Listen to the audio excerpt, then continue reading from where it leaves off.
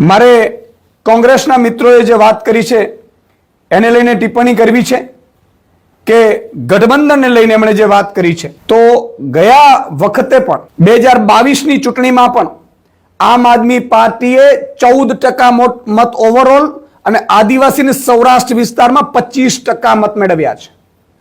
એટલે એ વાત બધાએ ભૂલી જવી જોઈએ કે ગુજરાતમાં ત્રીજો પાર્ટી એક જ પાર્ટી હવે છે ગુજરાતમાં જે મજબૂતાઈથી લડી શકે છે ભાજપની સામે, ભાજપની અજગર જેવી બરડાને તાનાશાહીથી ગુજરાતની જનતાને છોડાવી શકે છે તો એ આમ આદમી પાર્ટી છે. આમ આદમી પાર્ટી વિસાવદરની જનતાને કહેવા માંગે છે, હું અપીલ કરું છું વિસાવદરની જનતાને કે એક પણ મત તમારો વેડફતા નહીં. આ કોનો નિર્ણય છે મને ખબર નથી.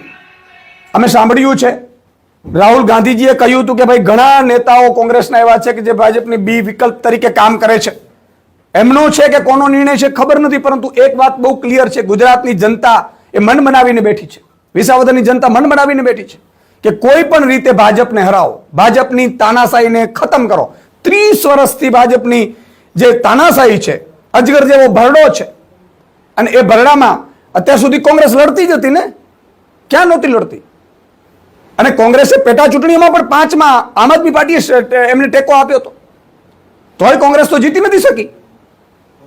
કોંગ્રેસ જીતી શકત તો અમે ઈચ્છીએ છીએ કે ભાઈ કોઈ પણ ગુજરાતની જનતાને હરાવો તમે, પણ નહીં હરાવી શક્યા. તમે પેટા ચૂંટણીઓ, તમે વાવની ચૂંટણી પણ હારી ગયા છો, એ ના ભૂલવું જોઈએ.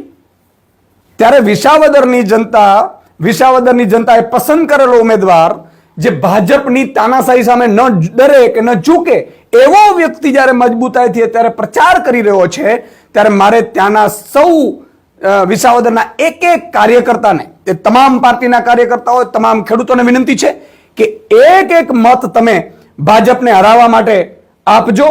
ભાજપની તાનાશાહીની જે ખેડૂતોનું અપમાન ભાજપે કર્યું છે વારંવાર તમારા ઉમેદવારોને ખરીદીને, એની સામે ભાજપને હરાવવા માટે આપજો. અને એ એક જ પક્ષે આમ આદમી પાર્ટી એક પણ મત બીજે વેડફશો નહીં.